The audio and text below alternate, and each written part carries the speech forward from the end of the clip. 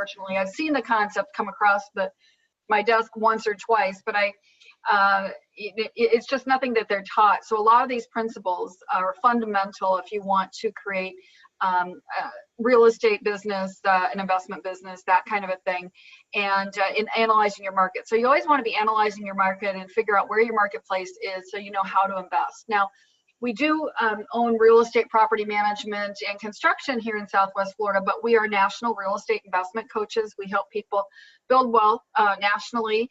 We actually are, next year, 2019, will be, we have a signature seminar we put on. It's called Should You Rent It, Flip It, or Run? As you can see, the people have cards here, and we take people into marketplaces. We did it in Minneapolis, St. Paul recently, in Denver, in Nashville, and in Raleigh.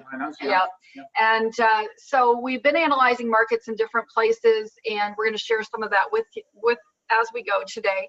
And like I said, it's a little bit it'll be informal as we go. Dog will join in occasionally. We've got labs, and they like it when I'm busy because they usually think they get treats. So we'll see how this goes today. So with that, like I said, we've got kids in Minnesota. We are in Southwest Florida. We've helped a lot of people. Jason did receive a historical preservation award from the City of St. Paul Architects for the first project that I'm going to show you in a minute that we completed. And actually, we did a property in Two Rivers, Wisconsin that was featured on the Fine Living channel of Frank Lloyd. Frank Lloyd right home. Right. Yeah. So, so we've had lots of awards over the years, and I've got a couple books coming out. January, my book, my personal story of how I took $5,000 to 6.5 million. But it's not really just that story. It teaches you these concepts that we're talking about today, and applies it. It helps you apply it into your marketplace now. And it shows you actually how to get what I call your seed corn back. A lot of people I find only have so much cash to invest. So that book will be coming out. And if you stay to the end, I'm going to give you an opportunity to get that book for free as well. So here's our puppies. Our other loves in life are being at our cabin in Montana. And really, we spend all our days and nights helping people build wealth with real estate. We've got clients throughout the country, and we really are goal focused in helping you do that. I mean, I met with somebody from Buffalo last night, and they're looking to buy real estate for their kids' future, that kind of a thing. And anyway, so it really is an individual purpose that we're doing. And we just finished up a goal planning session face to face with some investors this morning. Just this morning, yeah. Yeah. So with that, we'll get on with our presentation. And so what you're going to learn is a little bit about market timing and how do you know when it's a good time to invest or not. I get that question. We're actually going to give you the fundamentals of a way we can talk about what's going on in the marketplace and relate to where we're at. We're also going to talk a little bit about eating your seed corn and how to get your money back. I'm not going to go into detail. It would take me an extra hour to do that. And I want to try and keep this tight for you so that I don't waste your Saturday. And then something called market anomalies. It's a way that I can talk to you about opportunities that are in the marketplace and whether to take advantage of them or not. And it really has to do with your goals. And if you are really good about identifying your goals, putting them to paper, thinking about them every day, opportunities will come your way.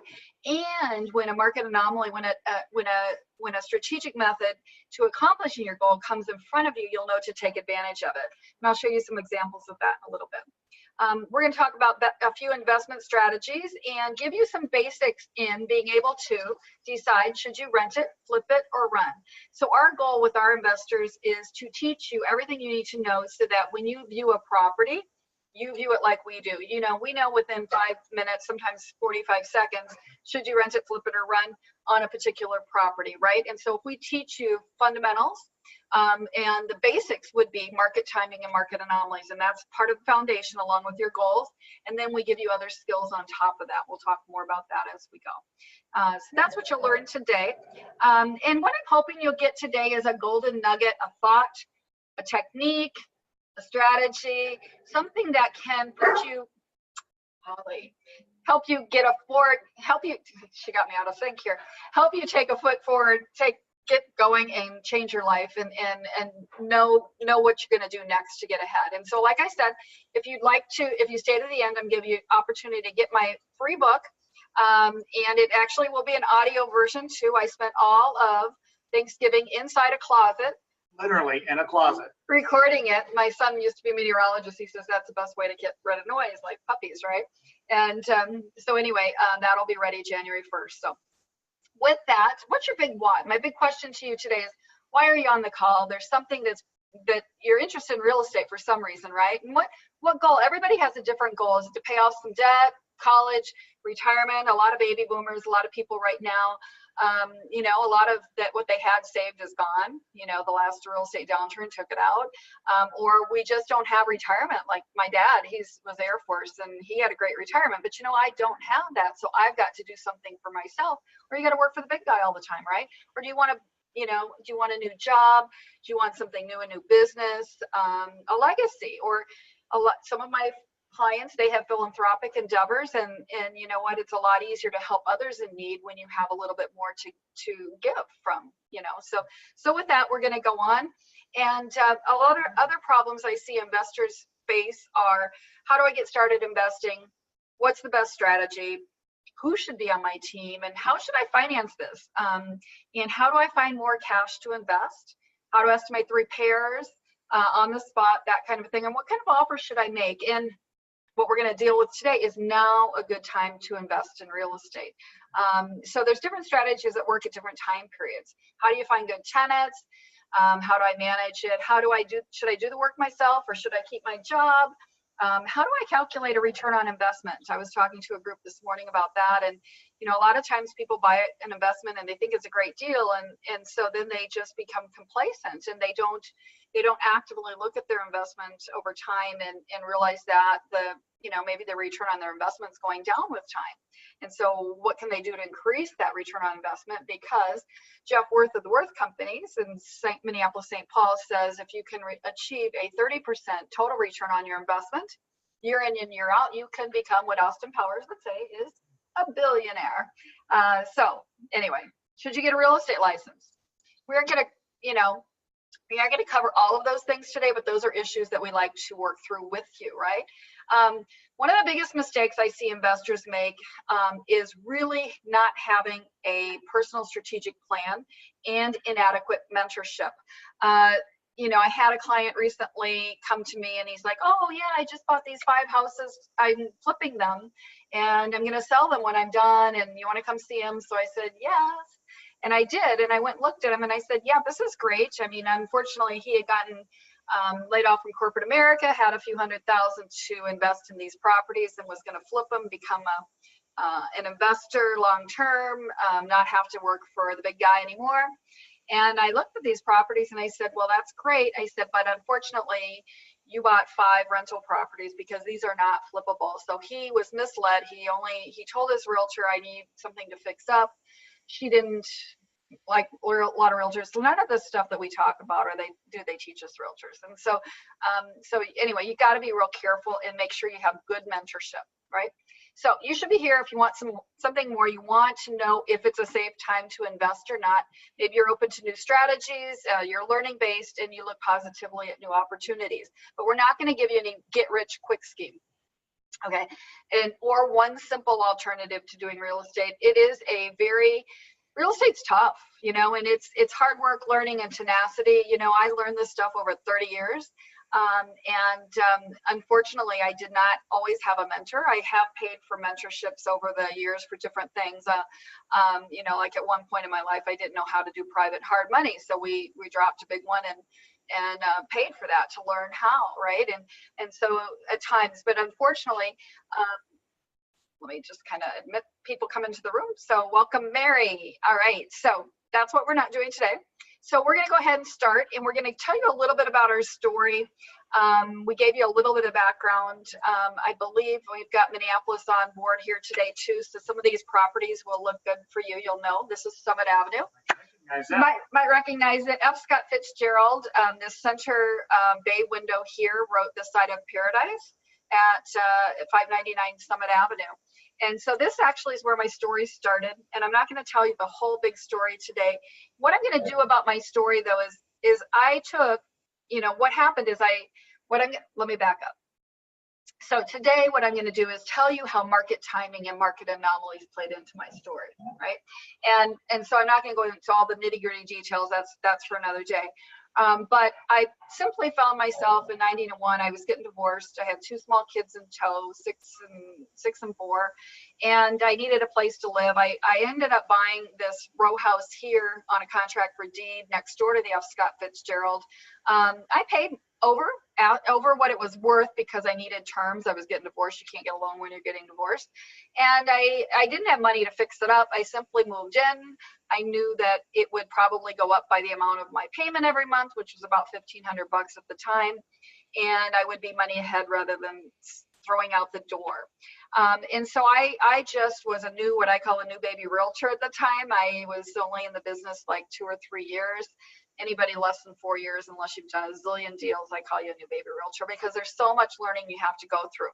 And so I was in that stage of life. And simply what happened to me is I went ahead and I went after things that other agents wouldn't, and those were foreclosures in those days. Nowadays, everybody likes foreclosures. Nobody even wanted them back then. And I had this property listed on Dale Street. And for those of you, I think we might have a couple people from Minneapolis, St. Paul on the line today. And these were at 230 and 232 North Dale, and they're in the Ramsey Hill neighborhood, and it is a busy street, and it is next to the highway. And in these days, these properties were, it was all rental in that neighborhood, a lot of welfare, but I had them listed for $12,900 a piece. And so I stood there all weekend for open houses and ended up deciding that my grandfather had passed away, leaving me $5,000. And so I thought, well, I'd buy this for $5,000, and I'll take the other $5,000 on a credit card and purchase the property. And then I had the problem of how am I going to fix them up? I had to just bust my butt and sell houses and figure out to earn it to hire it out. I never did any work myself in these units. You can see that I ultimately sold them for $215,000 and $235,000, and that was, I believe, the year 2000. So it was well before the top of the market. But what I got them, it was the bottom of the market. It was actually, I think I actually happened in right about the absolute bottom part of the market. And so that's called the early absorption time period when I purchased them. And I sold them in the beginning of the expansion time period. So we're going to look at this as a circle in the future here. Let me see if I can find that diagram for you. This is informal today. And so, oh dear, yes, there it is. So this property, see this 1991 down here, this is when I purchased it. Now, when I purchased that property, what I want you to get from that is that nobody wanted that deal. That property had been for sale for 250 days at $12,900 a side. Now you can see that I made a whole lot of money on that property. And I sold it before the top of the market, so 2000, 2001, right? And so it just kind of slowly appreciated during that time period. The other thing that happened is that neighborhood was an anomaly at the time. So anomalies are things that are not always there, or they're changing, and they might not always be an opportunity. So that neighborhood at this time in the beginning, when I bought that property, it was all rental, right? When the reason I knew to sell it later was the neighbors started calling me, and they said, you know, your tenants did this, your tenants did that, your tenants did that. And I looked at Jason and I said, Jason, my tenants, they're not doing anything different than what they've done the last 10 years. They're just being little welfare moms with kids. And, you know, yeah, every once in a while I had to send somebody over to get the couch out of the alley, but that's the name of the game. But what happened is the neighborhood changed around my building. So my tenants became what I call also an anomaly, meaning they stuck out, right? So the owner occupants didn't like that anymore. And really that's too bad, except for I had them breathing down my back. But that presented an opportunity for me, whereas I bought it when it was a rental, the neighborhood transitioned. So Transitional neighborhoods, write that down, can be an anomaly. And those are like, I love those. If you can find one that's transitioning the right way, meaning upward. So when you're looking at neighborhoods, if you can find one where the sale, it might look a little tough, right? But each sale that's taking place is changing for the good, right? Meaning somebody's buying it and fixing it up. Because what happens is you're going to get regular appreciation, whatever's going on in the regular marketplace, but you're going to get, when the neighborhood changes, you get an extra bump in appreciation, right? And not all neighborhoods change, but there are some, like where we are in Southwest Florida right now. There's a 14 unit that one of my clients bought, just under $1 million, right? And we've upgraded those units so that a different rent, from 600 rent to 995 rent. So, and it's a different tenant, it's a different rent. So the value went up 600,000 or 800,000 just by the renovations we did for that homeowner, right? And so that neighborhood is actually transitioning too. And when it totally transitions, he might get 1,100 aside. So those are kind of interesting, but some people don't recognize those opportunities when they're there. Okay, so Dale Street. So other things that happened with this property, I showed you, I owned it during the yellow phase of the market, and we'll go through that in more detail in a little bit. And so slowly what happened is rents changed. So in the beginning, when I rented this property, it was $650 a side, right? In the middle of that, a couple of years later, there's a lot of pressure on rents. So that's kind of an anomaly. Okay, pressure on rents, that means, you want to go get them? That means that I can raise the rents to $850 a side, right? And at the end, I was able to get $1,200 a side. And so I had to decide, am I going to continue renting, or is this time to move the money? And so I did move the money. Those opportunities, and probably one of the biggest anomalies that happened to us in this building, was one of them, was in the middle of that absorption time period. One day, my loan officer called me and said, Terry, I have cash out refinances on investment property. And I said, really, Doreen? I said, how many can you do? And she said, well, they didn't tell me how many. And I said, do them all right now. And I actually had about 35 properties at that point. So in 3 months, we refinanced 35 properties. And I took out $750,000. My payments overall, you'd think they would have went up by 10 grand, right? No. Overall, they went up $150. So that was an anomaly, meaning the interest rate was higher. I refinanced to a lower. I could take the money out and go buy more property. And so I created more cash flow per month because I knew my ultimate goal, because you need to be goal focused, was 100 units. And so when that anomaly was there, I needed cash to get to 100 units. So I knew it was my chance to take advantage of it. Now, the interesting thing about that is, as I reflect back on that, and I didn't really realize it at the time, not one agent in my office called anyone to tell them that that opportunity was there. And so nobody was, because they didn't have a goal to own more units, and they weren't sharing their client goals and all of that kind of thing. So they didn't even take advantage of that. So anomalies can be there and come and go quickly, right? So you better take advantage of it. And so what I did is I did 34, 35 properties, boom. Later on, Doreen says, you're right. We were good to do that, because if you had not done that, they limited it to 10 properties. And so, boom. So you want to take advantage of that anomaly when it's there. So what I found over the years is, if you know where it is that you want to go, then when the opportunity presents itself, you know to take advantage of that, because you will be presented with opportunities to achieve your goals over time. So long story short, I did continue on. This first project took me about 1.5 years, because Rich Dad Poor Dad hadn't even dreamt of his book yet those days. And there were no flip shows or anything on TV, and nobody was teaching me this stuff. So it took me 1.5 years to figure out this and how to get my cash back and go on. I went on and ended up with, I don't know, 15 or 20 units when I met Jason. One day, a phone call changed my life.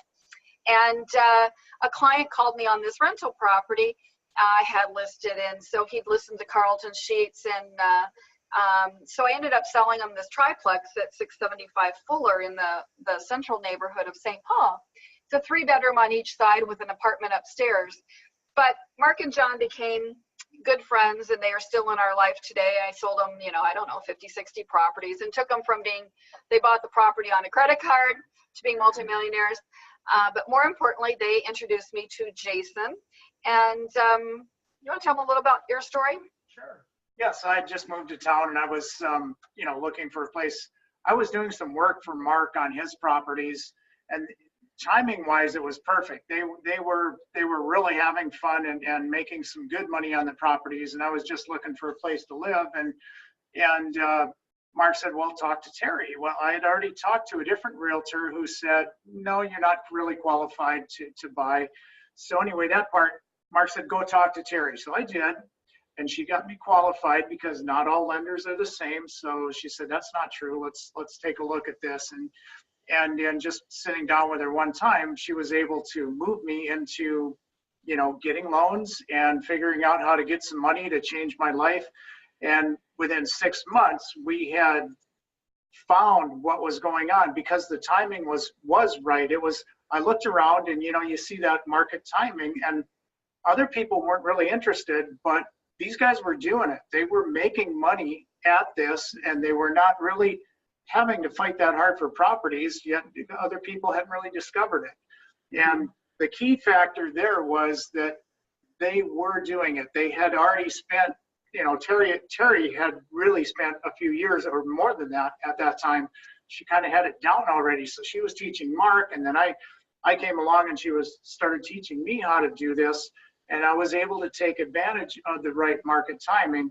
And I think there's good deals in every cycle of this market too. Right. When you look at it, we've been through all those cycles, and we've found deals in every market. Mm-hmm. But how you structure those deals and what you do to make those deals work and how to look for those market anomalies was the main thing Terry was able to teach me. And in 6 months' time, I was able to quit my job. I did have to borrow some money personally, $30,000. 6 months later, I had 6 rental properties because we strategically laid it out, and then reached my goal of quitting my job and working for myself. We did go on to, purchase, once we got together, we ended up with 100 rental units and probably renovated a few hundred, more than 300 properties. But it's been great. It's been 20 years we've been doing this and still really enjoy it. And I know Terry touched on this already, but we really like watching and helping other people do what we have done to show them how to avoid some of these mistakes and what to get into and how to structure it. That all comes with a lot of experience, and 30 years of experience has taught a lot. Sure. Yeah. So we're gonna share some more. We're kind of working up to it. So I want to lay a couple more foundation blocks, so we're speaking the same language, right? So here's some investment strategies, and most of you know, if you buy and sell, you're an investor, right? You buy it, you fix it up and sell. In my slang, you're a short-sighted investor, meaning your realtor's happy and the government's happy because you're gonna pay a lot of tax and a lot of commission. Now, if you buy it, you fix it up, refinance it, get your cash back, you're a cash-savvy investor. These are my slang terms. And then when you buy it, like I did on that first one, and you rent it for a while, you fix it up at the end, you sell it with a tax-deferred exchange, then I call you a tricky flipper or a smart investor. And then you kind of do that process over and over and over. You're a very smart lifer investor. The other thing that I teach is the principal residence game, or they call it house hacking these days. But you buy and fix up your own principal residence, sell it every 2 of the last 5 years so that you can keep the money. So that's a tax favorable strategy right now as well. So you've got buy and holds, fixing. Prehabbing is when you go in and you do a once over and then let somebody else leave some room in the deal for somebody else to finish rehabbing it. And you could be a private lender, you could buy, hold, renovate, sell with tax deferred exchanges. Wholesaling is when you find an opportunity, make some money on it by giving it to another investor. So with that, I wanted you to have those strategies in mind when we go on to talk about the market timing, right? So market cycle quadrants. So this is one way that people look at market timing, and I'm going to show you that circle again because I want you to get that it's circular, that it's cyclical, right? I could take this graph and I could flip it around and it would become a circle. But a lot of people look at it like this and then they forget what goes up comes down, right? So let's look at phase one. recovery. So think about your market, declining vacancy and no new construction. Okay, so that's the recovery. When you're coming out of a decline, you're recovering, and so new construction doesn't come on right away, right?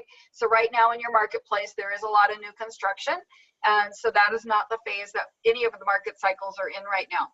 Phase 2, expansion, declining vacancy and new construction's going.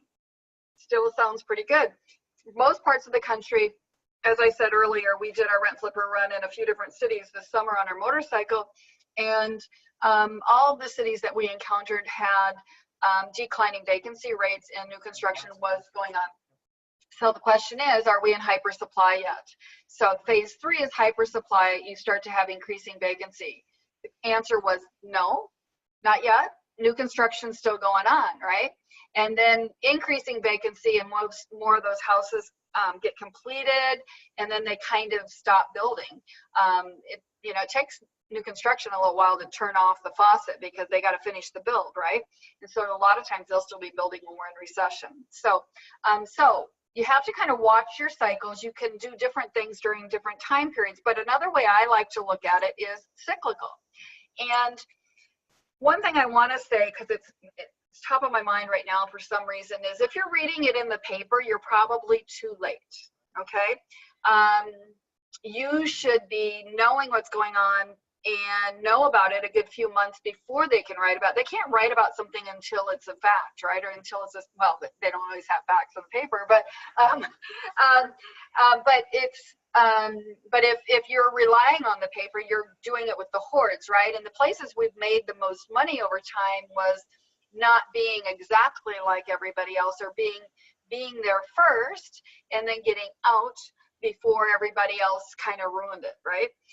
So let's look at this. So what happened to us is we built our empire up to about that 100 units, and so notice down here again, 1991, I put these dates in here. This is just I made them green here for absorption, yellow, be careful, red, be careful, right? So what you want to do is you just want to pay attention to where you're at. And so sometimes when we're talking to people about this, and from here on out, you'll be one of our tribe. And what we say is this is a clock, right? So 12 o'clock, 6 o'clock, 3 o'clock, 9 o'clock. So what time is it? Is what we ask, right? And so different markets are at different places. And the way I learned about this, it took me until about right around 9/11 or 2009/11. I had watched some real steady growth, and then I'm like, well, gosh, I'm still getting some cash flow, but all of a sudden after 9/11 and things got a little hairy, and everybody and their brother could buy a house. Meaning, what I mean by that is normally there were 3 things you needed to buy a house, and that would be a job, credit, and cash. And after 9/11, the government was really worried about us going into a recession, and nobody wants a recession in their administration. So they gave some incentives for the banks to lend money to people who did not already own. And so they started loosening the laws, and you only needed 2 of those 3 things. You could buy a house without a job, you could buy a house without credit, or buy a house without any cash. And so it didn't go on for 1 year, it went on for 5 years. And so in 5 years, that's a heck of a lot of people who didn't have jobs that could buy a house. A lot of people without any cash couldn't buy a house, and it just kind of built itself. Instead of it being a cyclical this way, imagine it spikes straight up here, and so what goes up has to come down. So depending on the community that you were in, there were different losses, right? So Jason's from Fargo, North Dakota. And so Fargo never super soared way up there like everybody else. So when they went through this, their decline was not as severe. So some low-income neighborhoods had some real big increases in price, and so then they came down 85%. Southwest Florida, 1 year, Cape Coral went up 45% in 1 year during the bang. And so what went up came down. They also lost 80. So people in Florida lost 85% of their value. So different parts of the country don't understand what happened in other places. Now, we all went through this big decline at about the same time, and that's not always normal. This is cyclical, but different markets can be at different places at different times. However, because, in my opinion, this is my opinion, you know, the meddling we did with our markets, and they kept interest rates artificially low, and they were trying to manipulate it all. By doing that, they affected our you know, they affected the market, and they caused the downturn to extend and be probably 3 or 4 years longer than it needed to be. So we had really big increases and really big decreases, right? So, all right, back to market timing here. So the absorption time period is characterized, what it is we came off a decline, and we're slowly absorbing those extra units that became available during a decline. So if you were to look at this as you slice it in half from top to bottom, and we look at the green side, right, that is that's a seller's market. Gosh, I'm sorry. And then if we look at the other side, it's a buyer's market. Now the deals that are there, wholesaling deals, the numbers are a little bit easier over on the buyer side of the market. It's easier to find deals there, and you have to work a little harder on this side. You can find deals anytime, anywhere, but they look different. You have to understand the motivations of who's in control. Is it a buyer's market or is it a seller's market? Because that will dictate. If it's a buyer's market, then your losses could be more severe, and if you are vulnerable, you want to be in and out, right? So some of the things that we did in the expansion time period, we would do flips, but we would be in and out quickly because we didn't know when the downturn was coming. So absorption is characterized by slowly we start using or absorbing the extra units that were accumulated during the decline. So when we came out of that decline in 1991 or 2013, depending on the marketplace that you were in, people were still punchy about the downturn, right? And so it's kind of like they got to a year later and they looked back and they said, oh, that was the downturn, that was the bottom of the downturn. You don't exactly know. Now, if you're watching the statistics and you see that all of a sudden we're starting to use up, we're selling more than we're listing, that can be a sign, right? And so, but if it's not just for 1 month though, if it trends for 6 months, then you've kind of got a trend going. And so, you know, you kind of broached it. So that's the absorption time period. When you're in the beginning of absorption, the bottom of the green here, you will find that financing is tough because the lenders don't want to give you a loan in the beginning of the green, because what do? They're looking at past statistics, whether they're going to give you a loan or not. So they're looking back and all that they see is red, right? So they don't want to give you a loan, right? But when you get towards the top of the green, they look back and they see green. So they start relaxing the rules. So as you go through absorption, and we found this to be true in our journey, the answers that you get from lenders one day and a year or two later, 6 months later, might be different. So you keep, like I said, with the one anomaly I had where Doreen says there's cash out refinances, blah, blah, blah. Well, that was as I approached in here, all of a sudden it loosened up. That opportunity was there. I grabbed it before they put more rules to it, right? And I took advantage of it. So those kinds of things happen. So things are not stagnant. It's an ever-flowing system. So what happens to it? So the absolute best time for an investor to buy, of course, is the beginning of absorption, the bottom of the green. Now, the safest time for an investor to get out is at the end of absorption. So you'd think it would be the top here, but the problem with the expansion market is you don't know when it's going to turn. So if you're doing something that there are not a lot of buyers for, that's a little more risky. So when I'm in an expansion market, I'm going to be looking for property that's easy to turn, where there's a lot of numbers taking place, right? So, so for example, commercial property. If the commercial property is soft, you can't rent that thing, right? It sits empty. So I don't do that then, right? If it's a multi-million-dollar house and there's only a couple sales taking place, I don't want to do that rehab, right? Or even a $500,000 house if there's not a lot of transactions happening at that price range. I go to the sweet spot where there's lots of transactions taking place, or I go and I do a deal where I have good cash flow. You can't lose on cash flow, right? So the expansion market, you know, it can turn on a dime. People start competing with each other for properties, which you're seeing a lot of right now. Minneapolis, St. Paul, you know, you guys have totally healed from the downturn now. Southwest Florida is not all the way healed. It's moderate price ranges are not quite back to where they were at the peak, but they'd had that extra appreciation that they never quite even got back yet. So you want to look at that. Now, the decline, you know for sure you're in a decline when, so one of the characteristics is that there's an increased number of properties accumulating. You know, we're not selling as many as are coming on the market. So things slowed down across a lot of different marketplaces this last couple months. So is that for sure a decline? Not yet. If we start having more units stay on the market then sell over a 6-month period, yeah, we're probably in some kind of a correction. It doesn't have to be big like it was last time. Because we artificially held it up last time, it made it severe for everybody. Now, like I said, different markets could be at different places. So if your market is so if Minneapolis, St. Paul is at 11 o'clock, you know, and Southwest Florida is at 10:30, it could be that Columbus, Ohio is at 9 o'clock.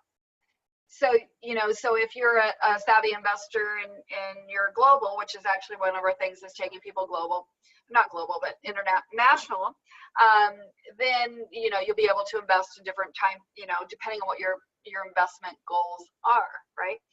Like we have an investor right now, they're in Denver, and prices for them are a little high for them to invest. So we're going to be looking in near a military base in another market that's really a lot more affordable, because they'll be able to accumulate property with cash flow amounts without putting a lot of money out there, because the down payments come into play as well. So now, as you can see, the previous downturn, interest rates were very high going into the decline. 1980, we had high interest rates. We had an 86 tax reform in the middle of it and a stock market crash. But so that's kind of why our government kept our interest rates really low last time, because they were trying to keep us out of here, because they knew interest rates had pushed us in. But the thing is, they can't stop it. It's going to happen. They can delay it, but the inevitable will come. We have to correct. Now, another good thing to look at is something called the affordability index. And that's the number where the average person can buy the average house. And last time, I think we were at most markets like Minneapolis, St. Paul was like, most markets were like 135%. So that meant that your average guy, or is it the other way? I always get the numbers backwards. But they could only buy, you know, less than the average, you know, 35% less than they had been. It might have been the other way with the statistic. So essentially what had to happen is the pricing had to come down, you know, because we want the average guy to be able to buy the average house, right? And so right now the affordability index is still very good. Places like California, they're always a little top heavy on their affordability, but I know when I checked even Minneapolis and I checked Southwest Florida, it was still under the 100, you know, it was below. We were like 85% or something. So we still had some room. What happened last time is when we went into that decline, you know, it's the masses, and you got to watch the masses, but you don't want to be a part of the masses. And so the stage fright, when we started declining, people froze. Now, the people who are really rich today in real estate are the ones during that decline, this last decline, instead of waiting it out until 2013, they got into action at about 2010, 11, 12, and accumulated units in any way they could. I know that's how I got my son. We got him in and out of a few places. He got to sell those in order to pay for his wedding and that kind of a thing. And so those are really great opportunities. So you want to think for yourself. You don't want to rely on the newspaper or the news and that kind of thing. Now, we learned this concept back in about, like I said, 2001-ish, and it was because I was searching for a new market to invest in, and this group taught us. We went to Biloxi and invested with them at that time because they taught us this cycle. And for our goal was cash flow per month. We weren't looking for appreciation. Everybody has different goals, and whatever your goals and wherever you are in life is fine. Our goals are different today than they were then, right? And that's okay. And so you want to pick a market that works for you. There is something to do in every market, but you just want to know where you're at. You want to take the temperature of that market continuously and have exit strategies. So back to your investment styles and all of that, I like to have multiple strategies per property. I like it when I find a property and I don't know, am I going to flip it or am I going to hold it? Those are great. Because you can do different things then, right? And I like for small units for people who are kind of just getting started, because you can get in and out. You know, there's lots of demand for those. Right. So if there's any softening with the market, so you want to really look at that. So again, I have a few more slides here. If you'd like this slideshow, I can email it to you too. Just my email is Terry, terry.records@gmail.com. If you'd like the slideshow, I can send you the slides as well. But the absorption phase, like I said here, and like I said, the government could offer incentives.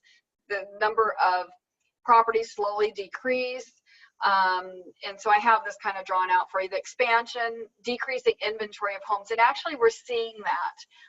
There's less selling going on. It's because there's not enough houses for sale. The other thing is, because our decline was so long and so deep, there wasn't any new construction that went on for that 10 years. And I can't remember what the number is. I think it's over 1 million houses need to be built every year in the United States to keep up with demand, right? Well, we didn't do any building virtually, not much, except for the rich people could build during the downturn, right? So we're like 10 million houses behind, right? So they're still building to catch up, which is actually forced rents up too. So will there be a point when they build enough that the rents ease a little? It could. Are we in danger of that in most marketplaces? Not right now. But you want to watch that, yeah? You want to see where the demand is in the marketplace. So sometimes when I'm looking at doing property, I'll go and look at how many units are taking place and what's the average price of what units are turning over, that kind of thing to decide. So let's talk some more about market anomalies. And I want you to put new goggles on, and I want you to start looking at the marketplace with a new set of eyes. And I want you to be ahead of everybody else, because if you're listening to those realtors don't know anything. Most of them, I can line up 100 of them, one of them knows most of what I'm talking about here. And they are waiting for somebody else to tell them what to do. I love them, but they just are waiting, right? You got to think for yourself, you guys.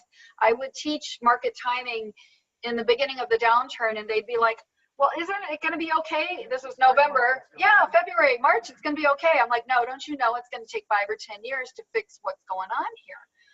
So anomalies, these are really fun. And you got to know your goals.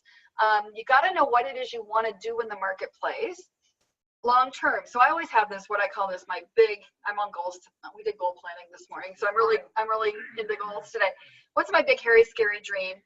What do I want to do with my life? Real estate's a great avenue, to, like right now, we've set up our national coaching business. I want to get some more stuff online, recorded, and those type of people cost more. So what I'm doing is I can sell a rental property that will pay for what I need to have done. So it's a means to whatever other dream you've got going on in your life, right? But back to market anomalies. So if you have your goal and you know where it is you're going, when you see an anomaly, then you identify it and you find that loophole and you make some money on it before everybody else gets on board. When the time they put it in the paper, you're too late, right? So in Southwest Florida, these are some anomalies. Like I said earlier, over here, I've got the affordability index is still good, meaning the average guy can buy a little more house than the average house. Interest rates are low and rising. Now, I did just see this week that they're talking about not increasing them. That's because we had a little hiccup and they think they can control everything with interest rates. So they're going to keep them low again. They'll ease them up again. You know, they're just artificially still low. Commercial opportunities. So the commercial market does not move at the same time as the residential market.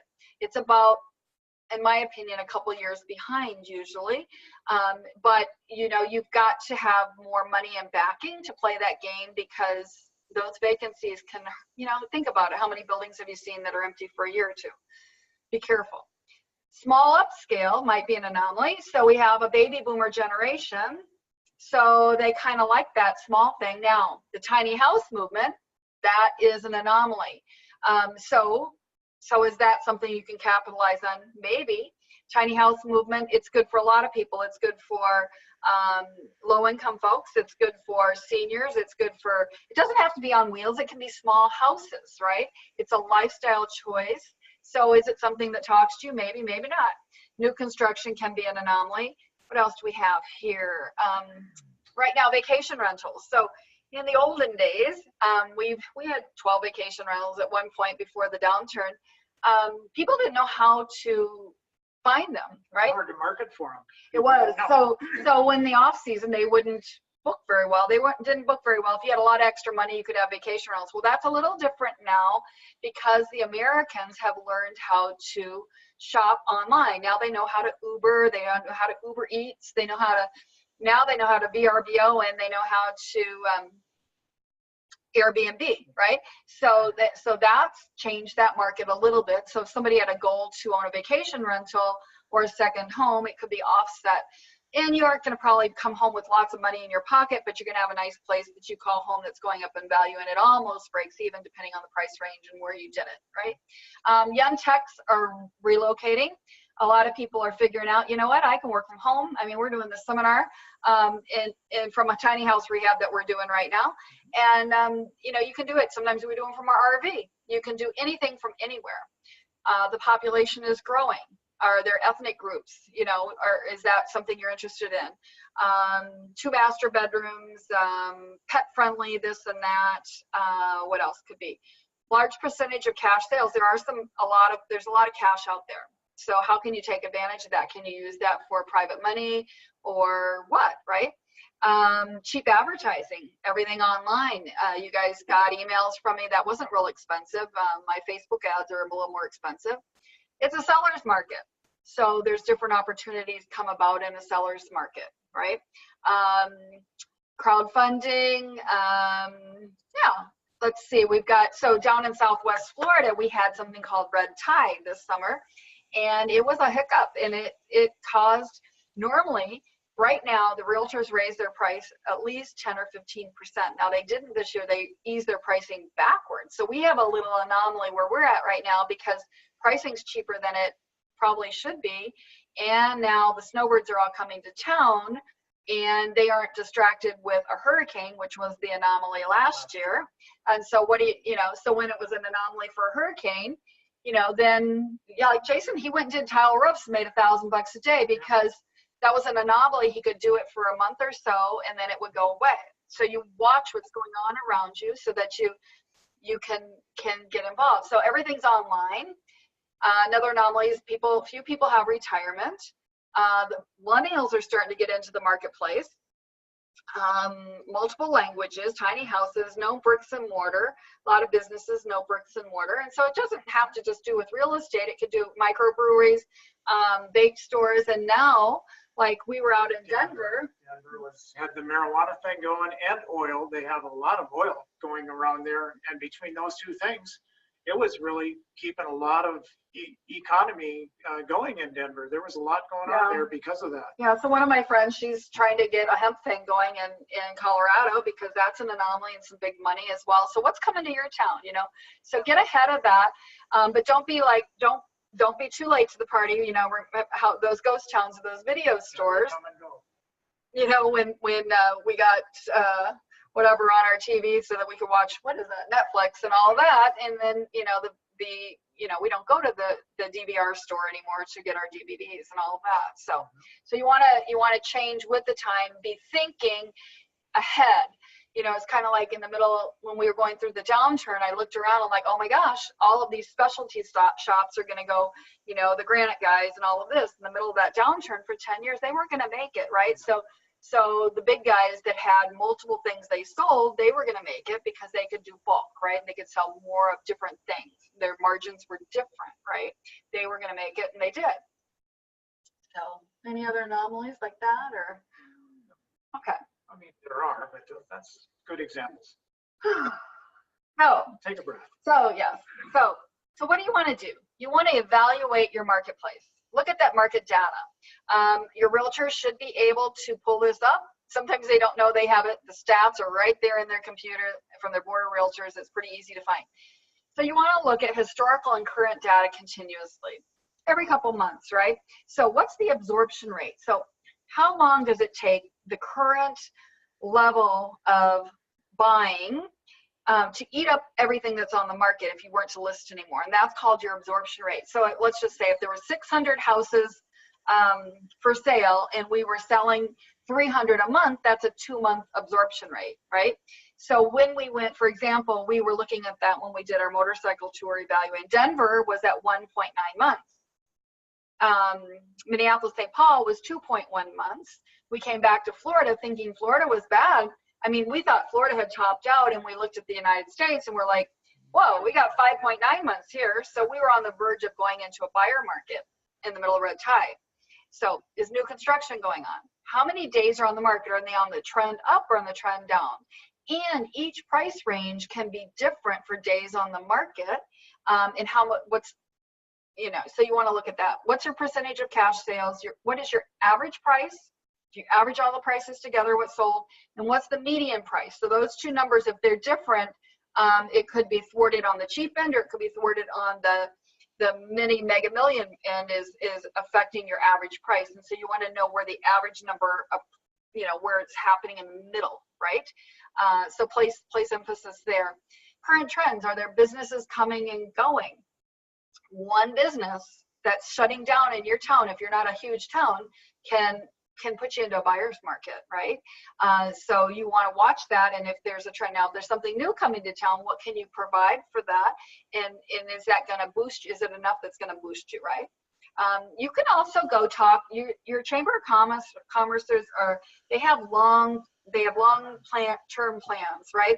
And so they have projections on what they're trying to do. Like in Southwest Florida, like our Punta Gorda airport, they're just expanding, and you know, they're trying to attract more business in. And so that tells us a lot, right? They're expecting hundreds of thousands of people still to move into this area. So that's going to boost everything, right? So you want to look at that. What are the trends? Is your community shrinking or growing? Or is it staying the same? Who's in your population? What's the average age? Who is it? Are they tech people? Are they blue collar people? Are they retired? It affects. So you want to pick things that there's appealing to them. So those are some of the things to look at continuously. But if you know all this, is that enough? And that kind of depends. One of the big things you really should know about, and we're not going to cover too much today, is strategic financing. And like I said, not a lot of people have enough cash, right? And so we have to have strategies to replenish your cash, or it's, in other words, I call it your seed corn. And so most of us only have so much cash. And like my example earlier from my client, where he spent his couple $100,000 and then he had to go get a job after he didn't buy a flip, he bought rental properties by mistake because he was misled by his realtor. So you want to be real careful about that. You want to have avenues, and most people do make this mistake. Most people do. So what happens is you decide you want to buy an investment property, and you hook up with somebody and you say, I want to buy an investment property. And they say, okay, how much cash do you have? Go get pre-approved from this loan officer. And the loan officer basically says, how much cash do you have? Give me your income and debts and blah, blah, blah. And okay, you're approved for this. But if you're not strategic about that, you will have just spent that money and that's all you own, right? And so what I was able to do with my $5,000 inheritance is always figure out a way to get that cash back at some point so that I can go do it again. Because if you actually have a bigger goal to build wealth with real estate, you're going to need more cash, right? So that's what I call strategic financing. You also want to know when you should leverage your assets and not, whether it's your house, somebody else's. Sometimes we can use it. We can have somebody become your private lender, all kinds of things. And that's other ways we can find cash to keep buying, right? But you also need some other skills. You got to know how to use and improve your credit and keep it good. How to do that strategic financing bit forwards and backwards. That's my goal for my clients is I want you to think like I think by the end of the year we're working with you. Knowing not how to eat your seed corn, how to evaluate your cash on cash returns, and being able to do 1031 tax-deferred exchanges. Nobody taught me that. I tested it on myself, but it's actually a super great way to not pay tax and how to negotiate a good deal and what's the best investment for you.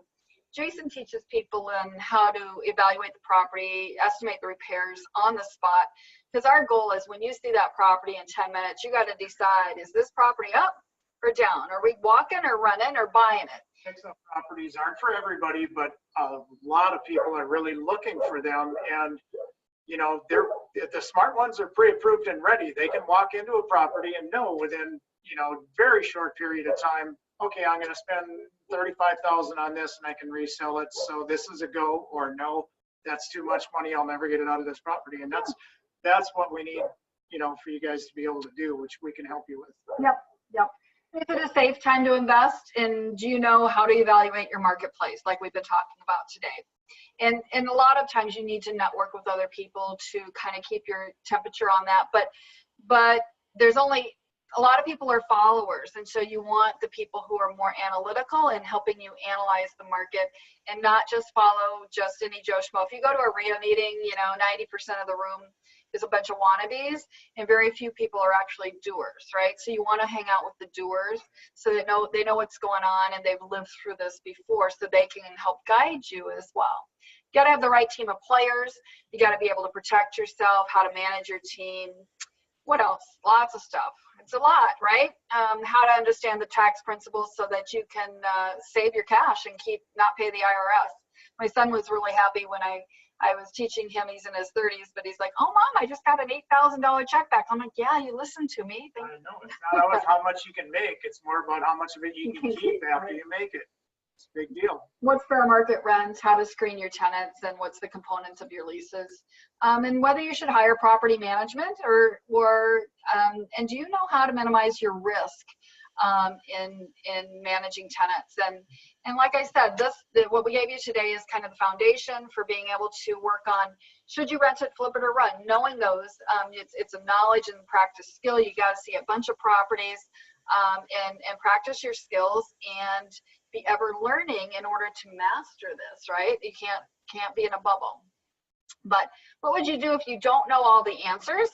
Well, I would recommend following a model. And I wish they didn't teach me that in college, but boy, well, that's when you found me. That's what I mean. I created the model, whatever.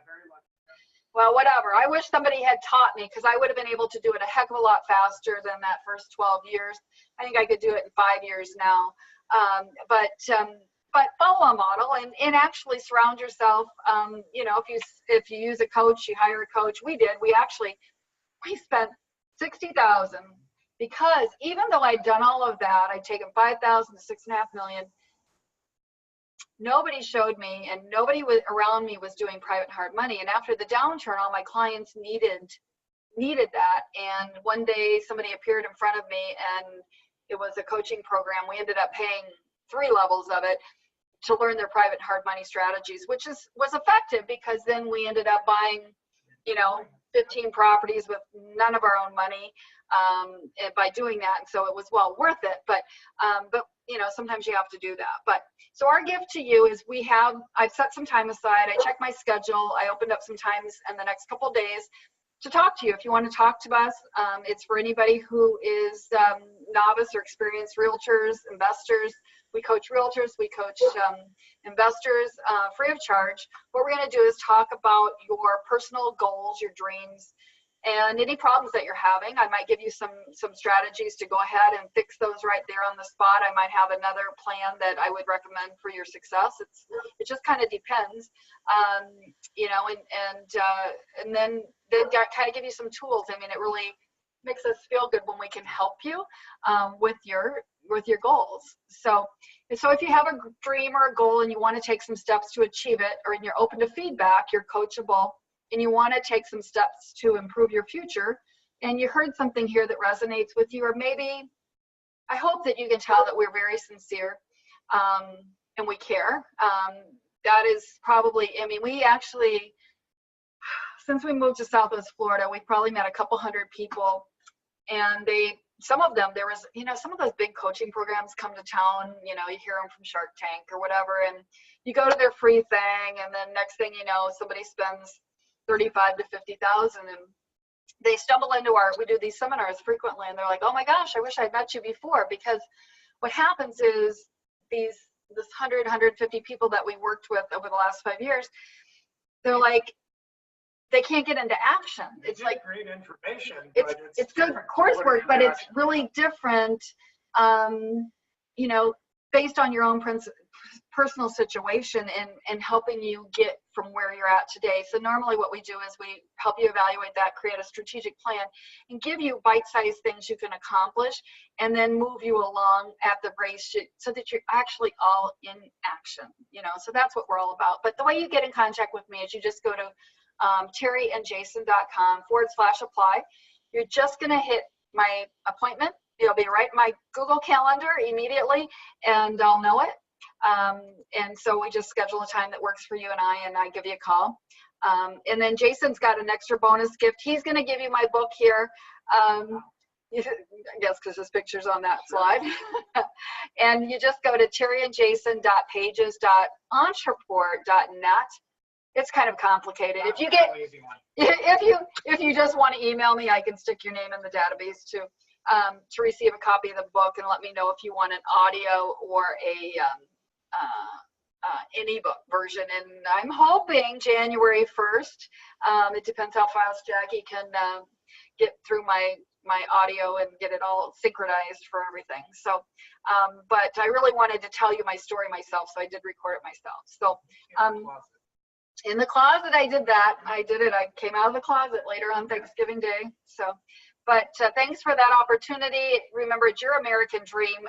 We'd love to help you. If there's any questions anybody has, you could drop something in the chat room at the bottom of your screen.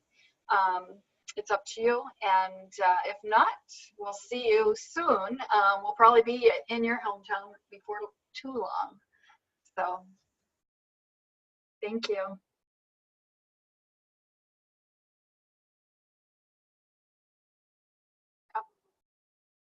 Trying to figure this out.